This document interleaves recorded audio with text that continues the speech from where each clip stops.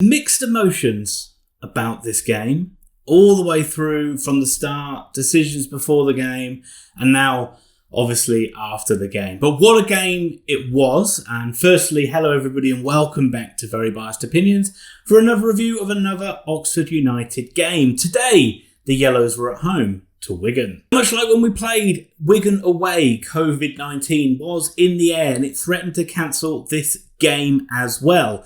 In total, with injury and with COVID, Oxford had 10 players missing. And I think that may have been 10 before James Henry limped out in the warm-up. Might have been 9 and then Henry made the 10th. But anyway, a lot of players missing for Oxford United in this one, but they made a decision to carry on and play the game. And I do have thoughts on that, and I'll get into it a bit more at the end of it. So it meant a massively different Oxford United lineup. You had Eastwood in goal, you had Seddon at left back, Ford at right back, Long played centre-back along with Elliot Moore. You had Marcus McClean in a holding role. And then in midfield, you had Sykes and Billy Bowden. Williams played up top on the left, Gavin White on the right, and Matty Taylor up front. So, still not a bad Oxford side. Got really nothing coming off the bench other than Moose in a bit of emergency cover and Adji. And other than that, it's, just the youth team players. But Wigan are a very strong side, as we know. They're a great side. They're arguably, if not the best, they're one of the best sides in the Football League. So this was going to be a tough game, even if we had a full strength 11 out.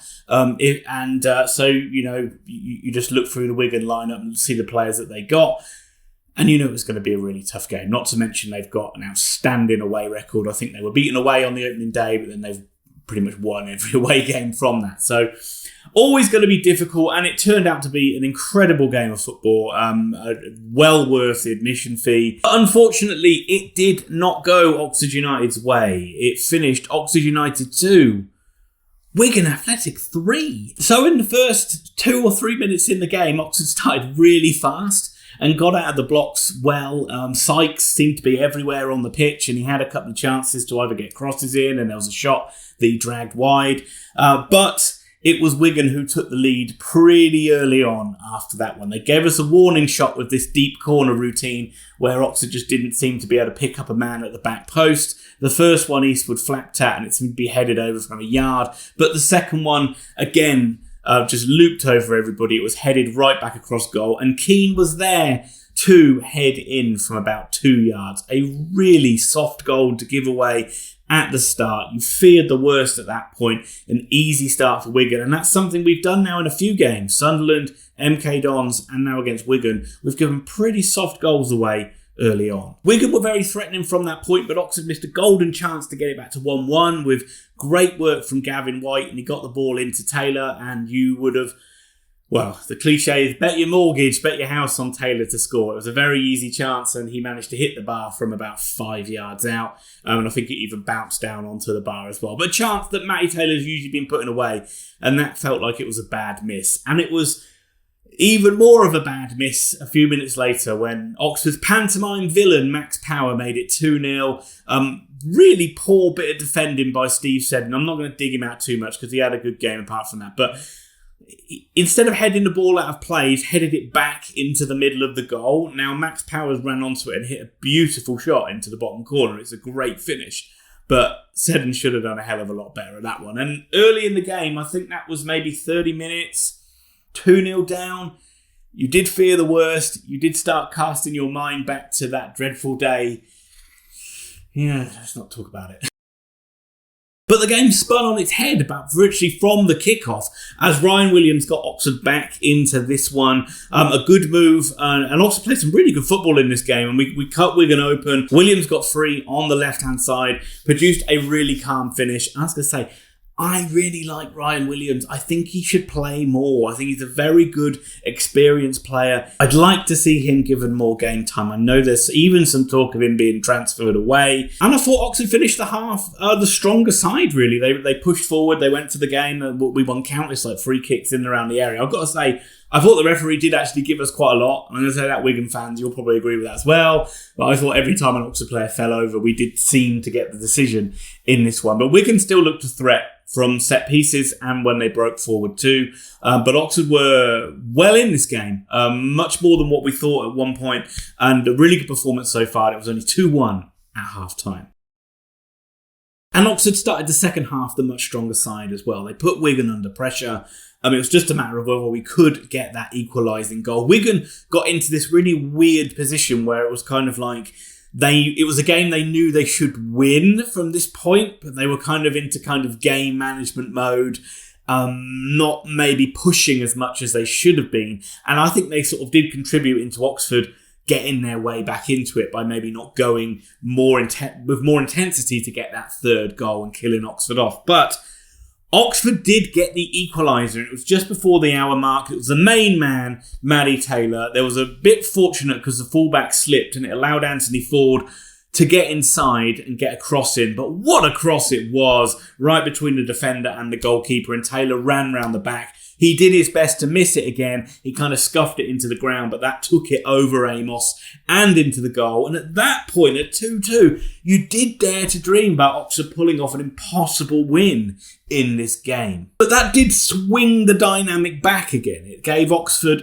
something to hold on to, and it gave Wigan, the impetus to go on and win the game. And they certainly got a lot stronger as the game went on. You could say Oxford tired, but I just think Wigan got better and they went for it. Ford produced an amazing challenge on Massey, who airshotted his first chance. And then, Ford got across to do a last-ditch tackle. And it was Oxford defending manfully and trying to hit on the break. And Oxford still did look threatening, but you sensed Wigan were coming more and more into it. And from set pieces and situations like that, you always feared the worst. But going down the stretch, it did look like Oxford were going to hold on to a 2-2 draw, but it wasn't the case. Wigan broke forward. They found some space on their left-hand side, and it was McClean who ran forward. He got into the box and produced a great finish across everybody, across Eastwood, into the bottom corner. Wigan 3, Oxford 2. He celebrated in front of the Oxford fans. I'm surprised Max Power didn't do that. He had the good sense to not do that, but McClean did. Which wasn't great, but, that is what it is. That happens. And, and so that left a kind of like could Oxford just sort of rescue something in the last sort of 5 or 10 minutes of this game? And they tried, they put in a good effort. I think the closest we came was Elliot Moore, who is probably the wrong person the chance came to on the edge of the box, who had a bit of time and space, hit a shot, which just skewed wide and hit the post behind the goal to make it probably look closer than it was. There was chances in there as well at 2-2. I remember Sykes having a good opportunity on the edge of the box and he took a touch instead of shooting first time. And there was a couple of, Oxford got into good areas but just couldn't produce the killer pass or the killer finish from there. So in the end, it ended disappointing. Look, Oxford are going to get brownie points from their own fans and their own supporters for playing this game in the first place and for putting in a hell of a shift and a performance. But ultimately, we come away with nothing. And it's Wigan who take the points.